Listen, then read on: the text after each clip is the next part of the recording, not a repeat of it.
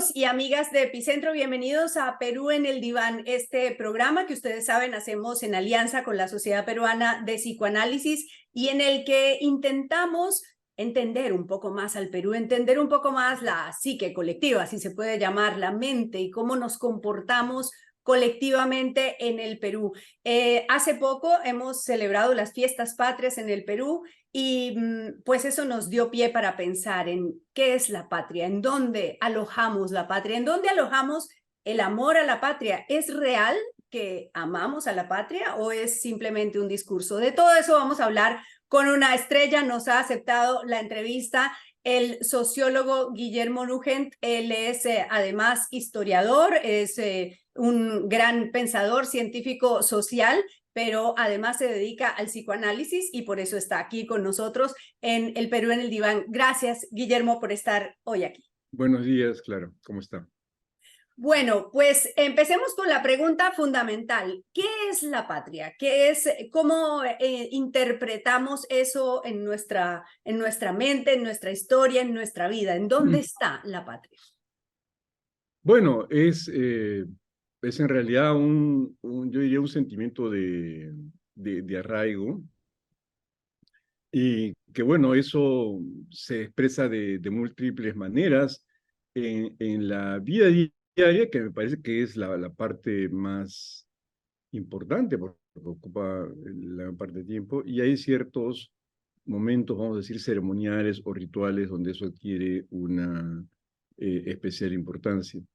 En general, yo diría que tendemos en el Perú a tener imágenes muy, ¿cómo decir?, muy pesimistas o muy críticas respecto de la patria. Y yo diría que ahí habría que hacer una distinción donde buena parte del pesimismo en realidad se refiere a pues, situaciones que son vividas y sentidas en gran parte como injustas, pero por otro lado hay un sedimento muy firme de reconocernos como peruanos y peruanas, ¿no?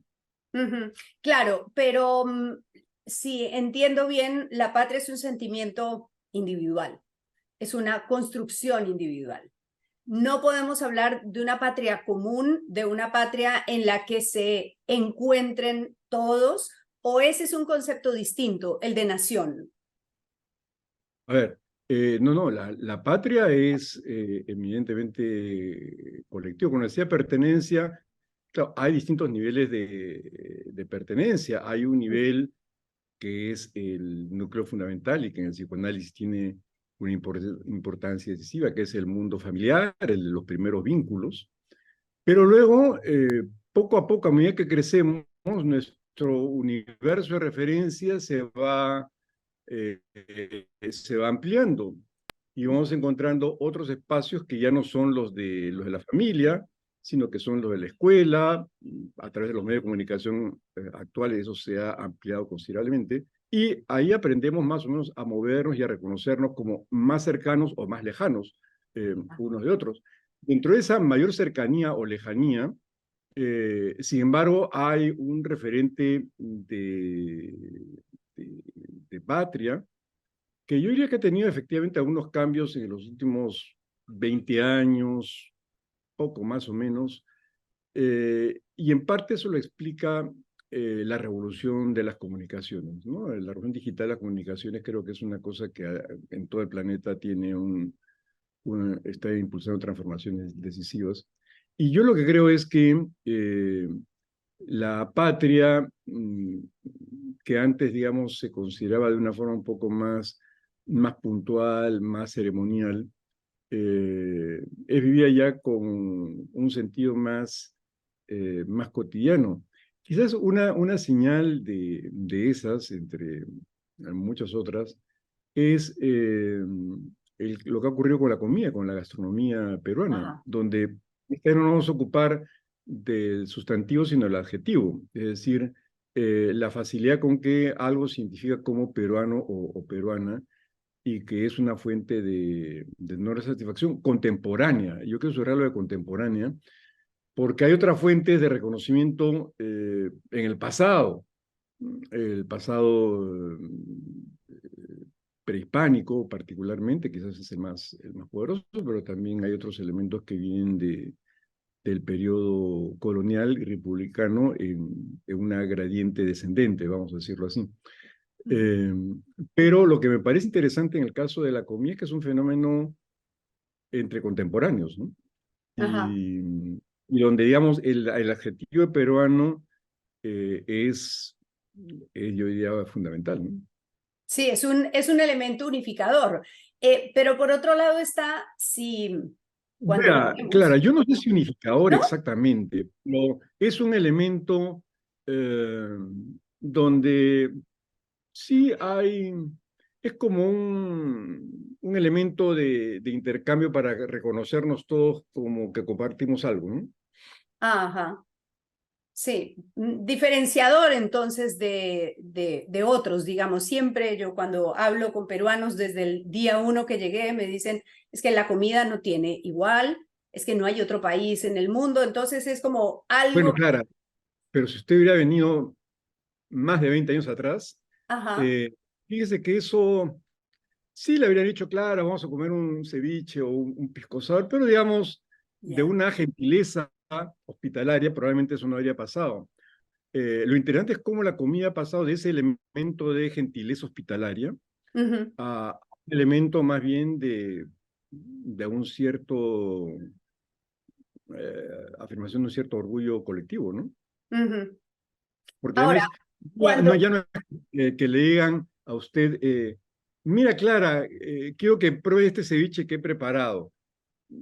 Probablemente lo digan, pero en general la idea es, fíjese Clara, ¿qué tal si vamos a comer algo de comida peruana? Entonces, es un matiz que sí me parece que es interesante, ¿no? claro, y en esa misma línea, digamos yo que he aprendido los códigos para no ofender el amor patrio, pues hay cosas que no se pueden decir. La voy a decir aquí porque estamos en un espacio tranquilo, pero por ejemplo, hay algunas cosas que no me gustan como el anticucho, pero decirle a un peruano que no me gusta el anticucho, pues puede significar como una ofensa. Y en un momento, cuando hubo un debate sobre una columna que hizo un escritor alrededor de la indigestión que generaba a veces la comida peruana, pues se armó un gran debate y decían, es que puedes insultar a la madre de un peruano, pero no puedes hablar mal de su comida. ¿Por qué pasa esa identificación tan potente?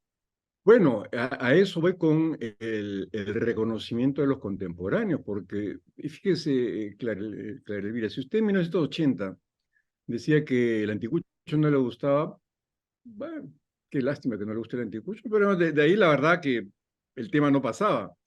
Es una cosa de los últimos, yo diría 20 años, donde ya el hecho de decir que a usted no le gusta el anticucho ya deja de ser un rasgo idiosincrático suyo y se convierte pues, en una afrenta simbólica, como lo que usted menciona. Pero además, hay un elemento que me parece que para nuestra historia y la de la historia republicana es fundamental, y es a través de la gastronomía se suele pasar por alto el hecho que en realidad lo que se está reivindicando es un placer. Y en una cultura tan marcada por formas de injusticia o de impunidad o de una cierta resignación por momentos, que aparezca esta explícita reivindicación del placer, porque a nadie se refiere a, oiga, ¿cómo usted va a decir que no le gustan los anticuchos? No sé usted cuántas calorías está perdiendo, cuántas proteínas. No, No, sino porque es un placer. claro. Entonces, me parece que en un país donde tenemos una cultura en los discursos públicos tan ajena a los placeres, que se empieza a reivindicar eso como algo distintivamente peruano, es decir, que hay un placer distintivamente peruano, sí, me parece que es un enorme progreso moral y psíquico, ¿no? Ahora, cariño no quita conocimiento. Y entonces, cuando se ama la patria, también se la puede criticar.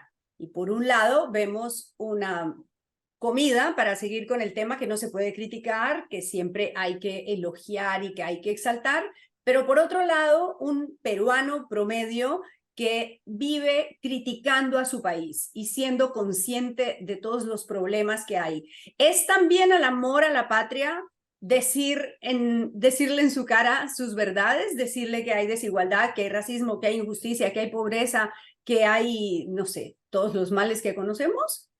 ¿O es falta de amor a la patria? No, no, en el Perú hay, digamos, las marcas de experiencias de injusticia se llevan a flor de piel, literalmente. Eh, y eso es la otra parte del lado de la pertenencia a la patria, que hay un nivel de, digamos, ¿sabe qué? Insisto en los cambios de los últimos 20, 30 años. En general, el Perú por las migraciones, por el cambio en las comunicaciones, porque ha habido una cierta estabilidad política de gobiernos civiles en los últimos 20 años, o un poco más. Por todas esas razones, eh, nos parecemos cada vez más entre los peruanos. Pero hay un marcado eh, rechazo a reconocer esas semejanzas. Y yo diría que buena parte de las pleitos, las broncas que hay, es rechazar el hecho de que nos parecemos. Ve usted el caso de Lima. Lima es la capital del Perú, ¿no es verdad? Y pues no es la capital de todos los peruanos y peruanas. Entonces, cuando gente de Puno o de otros lugares quiere hacer una marcha hacia Lima, pues están haciendo una marcha hacia la capital de su país. O sea, Lima es la capital para los que viven en Lima, los que viven en Arequipa, los Bueno, que viven en Cajamarca, los que viven en Puno. Ese es un elemento que sí ha cambiado muchísimo en los últimos años. Y la idea es que, claro, alguien va a decir, sobre todo en la cultura criolla, oiga, no, pero ¿cómo nos vamos a parecer a esta señora o este señor que está vestido así basado, que habla así basado? Bueno, el tema es que sí nos parecemos, pues, o sea, porque se comparte una misma patria, exactamente, ¿no? Pues, escuchándolo, recuerdo una parte del anterior libro del expresidente Sagasti en el que dice que a él le impresionó mucho una mujer que le decía, es que yo me siento más cercana a una mujer de Miami que a una mujer puneña o a una mujer cusqueña. ¿Eso es una negación de la patria? ¿Es una negación de la pertenencia? Es una negación de la semejanza, sin duda, sin duda. O sea, eh, ¿cómo explicarle? Hay, vamos a decir, esta manera, que además forma parte de los debates contemporáneos. Hay una manera de entender la diversidad, digamos, estilo Benetton, ¿no? Así que usted saca gente muy distinta, mujeres, niñitos, a veces hombres, pero son mujeres y niñitos, ¿no? Además, eh, hombres. Y usted ve que caramba, qué diversos, qué colores de piel, qué rasgos faciales tan diferentes. Y claro, lo interesante es que los niñitos nunca son mezclados, ¿no? Sino que siempre son igualmente diferentes. Es una diferencia que se transmite de generación en generación. Eh, en el Perú, por razones muy diversas, algunas interesantes, otras quizás no tanto, eh, hay una tendencia a la fusión muy grande. Fusión que usted lo ve en muy distintos elementos, que no es necesariamente una fusión igualitaria, eso es el punto, pero en la fusión se comparten muchas semejanzas, pues. Entonces, yo diría que los elementos de semejanza son cada vez mayores y generan muchas resistencias, y que está clarísimo el testimonio que usted menciona. Yo me siento más cercana de una mujer de aquí que una mujer de allá.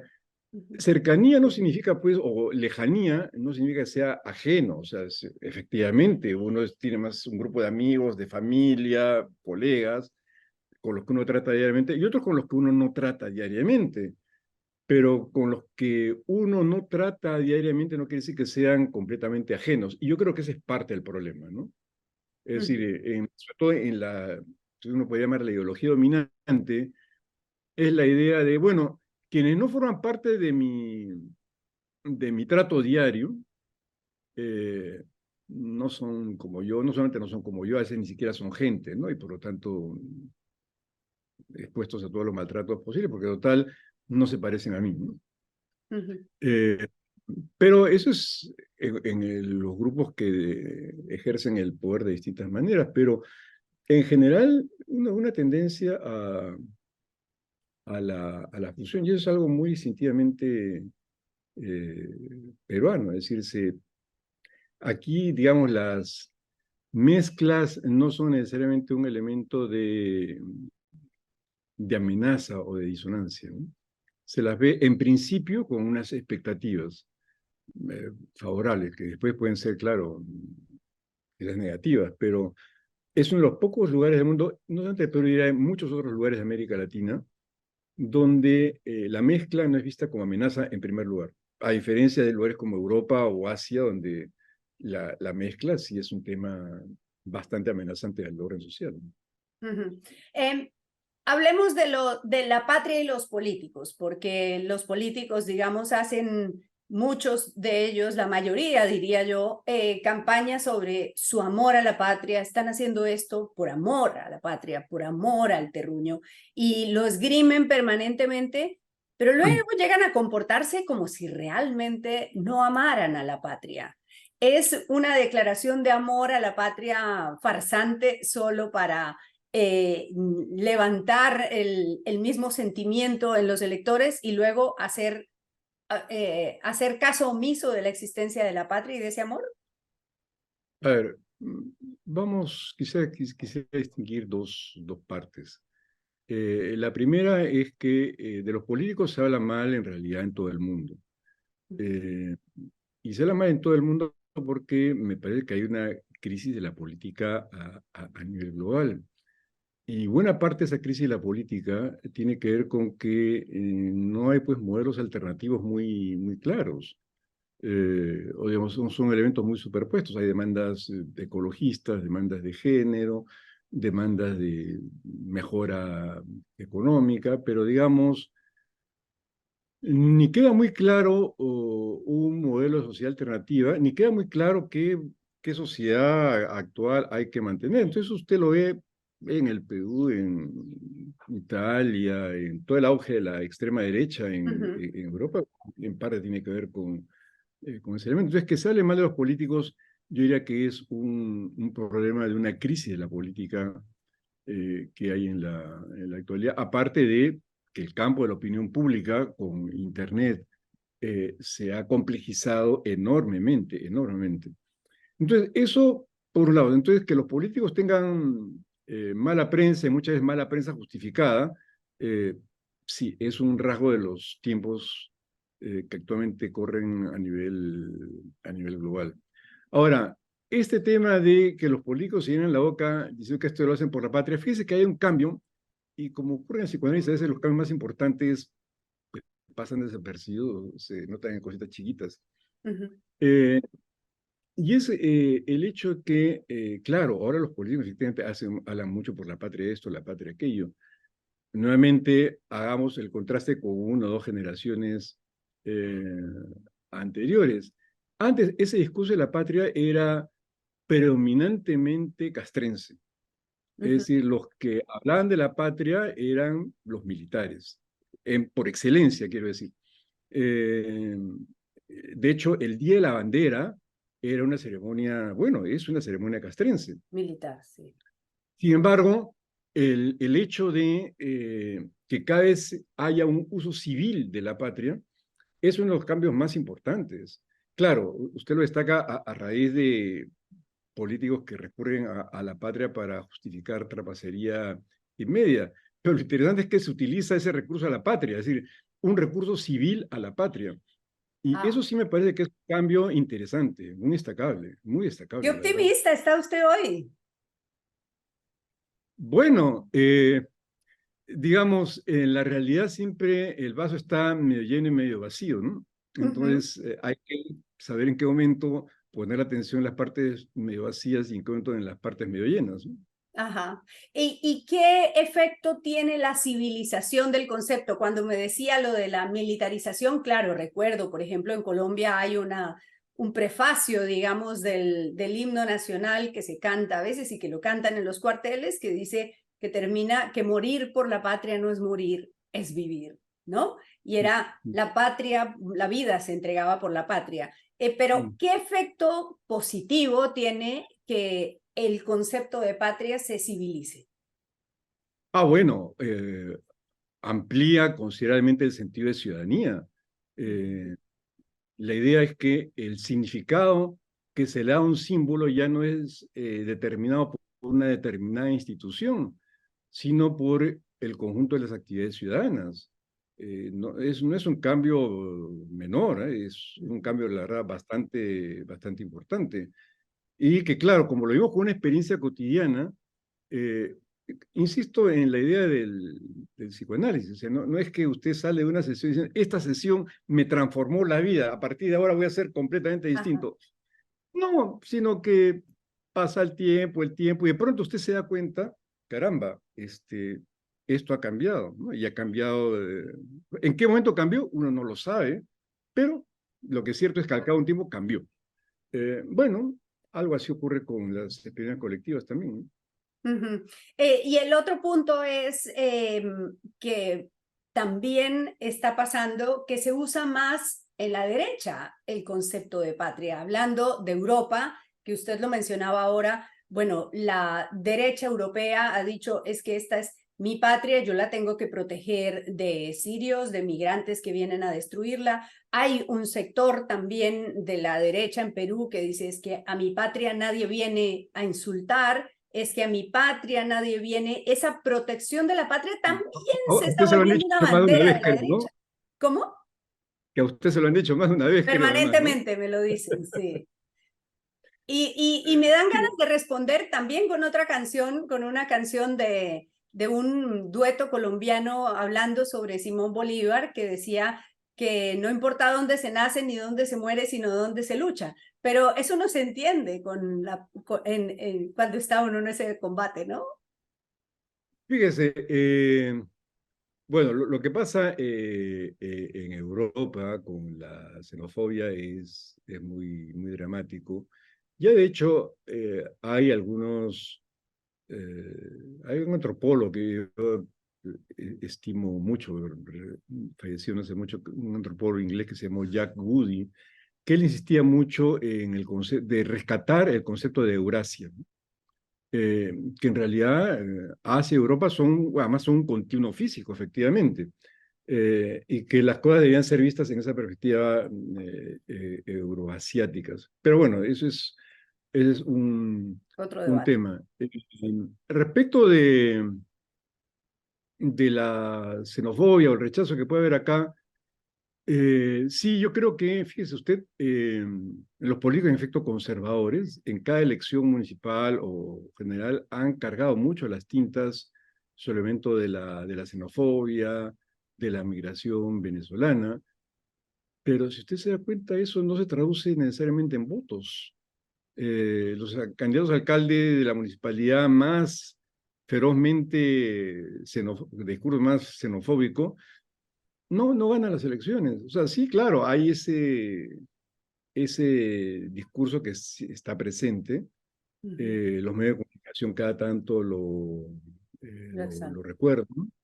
Pero usted diga que uno puede decir que, caramba, hay una cosa muy arraigadamente xenofóbica. De hecho, usted verá en TikToks y otros medios que empieza a generalizarse expresiones de gente o niños que son perusolanos. Fíjese usted la facilidad con la que se inventan palabras para indicar lo que le decía hace un momento, que era del tema de la fusión, ¿no? Sí, sí, sí, muy interesante. Y hay otro punto que es el de utilizar la patria como un comodín. Y con esto me estoy refiriendo a Sada Goray. En una entrevista que nos dio Sada Goray cuando contó pues que había pagado una coima, confesando un delito de la categoría, que justo ahora le han dictado 30 meses de prisión preventiva, dice, bueno, yo estoy haciendo esta confesión porque amo a mi patria. Y lo hago por amor a la patria. ¿Es eso amor a la patria? Primero cometer un delito de esta categoría y luego confesarlo por amor a la patria. Bueno, nuevamente, como le digo, lo que parece interesante es el pretexto que se utiliza. Como le digo, hace 30 años la palabra patria tenía una connotación muy estrictamente ceremonial y sobre todo castrense. Hoy en día se utiliza para tanto estos casos que usted acaba de mencionar para justificar actos delictivos, pero también para hacer protestas políticas o cosas como, por ejemplo, lo que estamos hablando al principio sobre la comida. Es decir, digamos, las maneras de entender la patria son múltiples, pero sí hay un elemento fundamental y es que hay un sentido de patria más civil, es lo que le quiero decir, ¿no? Ujú. Y eso sí creo que es importante, ¿no? Sí. Claro, usted menciona eh, estos casos complicados, pero como le digo, revise usted las notas policiales de los años 90, 80, Ujú. ningún acusado iba a decir que eso hacía esas cosas por la patria. O sea, de repente por ahí algún tipo que hiciera una labor de dar desayunos o cosas por decirlo en barrios pobres, pero no era no era un término que se utilizaba para justificar. Ese es el punto, ¿no? Es decir, cuando alguien dice, es que yo hago esto por amor a la patria, sea desde cualquier cosa, y en el caso que Ujú. usted menciona es cualquier cosa, eh, lo que parece interesante es, bueno, ¿y por qué es que se utiliza ahora el amor a la patria y no antes, ¿no? Ujú. Bueno, pues muy interesante. Me quedo con una visión más optimista de una fusión posible, de una cercanía más grande entre peruanos. Bueno, a ver, hay semejanzas más grandes, Ujú. pero en muchos casos esas semejanzas son ásperamente rechazadas o reprimidas, ¿no? Ujú. Eh, porque se cree que los otros son diferentes, pero en realidad la tendencia es que cada vez nos parecemos más, sí, claro. Y eso Ujú. genera mucho rechazo, por supuesto, ¿no? Claro. Muy bien, pues un placer haber conversado con ustedes sobre este tema tan interesante y sobre todo poder conocerlo y que nos acompañe aquí en el Perú en el Diván, en Epicentro, con la Sociedad Peruana de Psicoanálisis. Gracias, Guillermo Núñez, por estar aquí. Muy, muchas gracias, Claudio. Buenos Y días. ustedes, gracias por acompañarnos siempre en todos los proyectos que hacemos en Epicentro. Hasta pronto.